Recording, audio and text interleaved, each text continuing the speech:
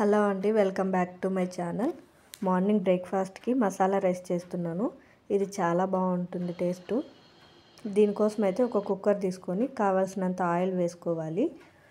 Oil heat అయిన తర్వాత అందులోకి కొద్దిగా ఆవాలు వేసుకోవాలి. ఆవాలు చిటపట్లాడిన తర్వాత బిర్యానీ మసాలా వేసుకోవచ్చు. ఇది కావాలంటే వేసుకోవచ్చు, లేదంటే స్కిప్ చేయొచ్చు. ఇందులోకి సన్నగా తరిగి పెట్టుకున్న ఎర్రగడ్డలు వేసుకొని బాగా ఫ్రై చేసుకోవాలి. ఇందులోకి కొద్దిగా కరివేపాకు వేసుకొని ఫ్రై చేసుకోవాలి. మధ్య మధ్యలో కలుపుతూ బాగా ఫ్రై చేసుకోవాలి. 70 to 80% ఫ్రై అయిన తర్వాత ఆనియన్స్ మీకు కావాల్సిన వెజిటేబుల్స్ వేసుకోవచ్చు. ఇక్కడైతే నేను బీన్స్ తీసుకుంటున్నాను, అలాగే క్యారెట్, అలాగే పచ్చి బఠానీ తీసుకుంటున్నాను.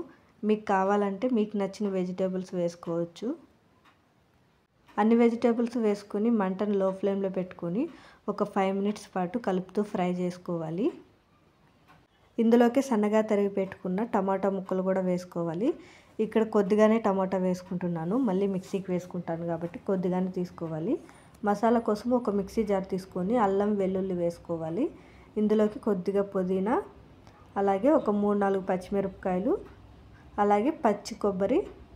ఇక్కడ పచ్చి కొబ్బరి వేసుకోవడం వల్ల టేస్ట్ అనేది బాగుంటుంది. ఇందులోకి రుచికి తగినంత కొత్తిమీర, అలాగే టమాటో కూడా వేసుకోవాలి.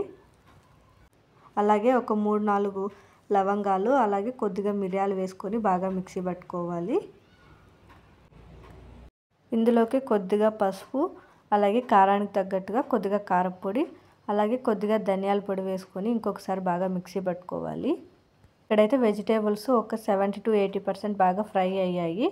ఇందులోకి ముందుగా రెడీ చేసి పెట్టుకున్న మసాలా అంతా వేసుకొని బాగా మిక్స్ చేసుకోవాలి.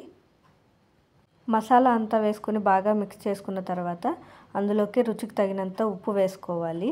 ఉప్పు వేసుకొని ఒకసారి బాగా మిక్స్ చేసుకోవాలి. లో ఫ్లేమ్లో ఒక 2 to 3 minutes పచ్చివాసన పోయేంత వరకు ఫ్రై చేసుకోవాలి.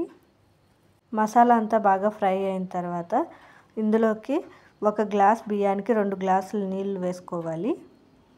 ఇక్కడైతే నార్మల్ రైసే వాడుకుంటున్నాను.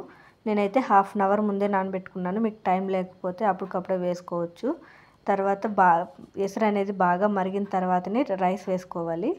ఇందులో కొద్దిగా ఉప్పు తక్కువ ఉంటే కొద్దిగా ఉప్పు అడ్జస్ట్ చేసుకోవాలి. అలాగే కారం కూడా తక్కువ ఉంటే కొద్దిగా కారం కూడా వేసుకోవచ్చు.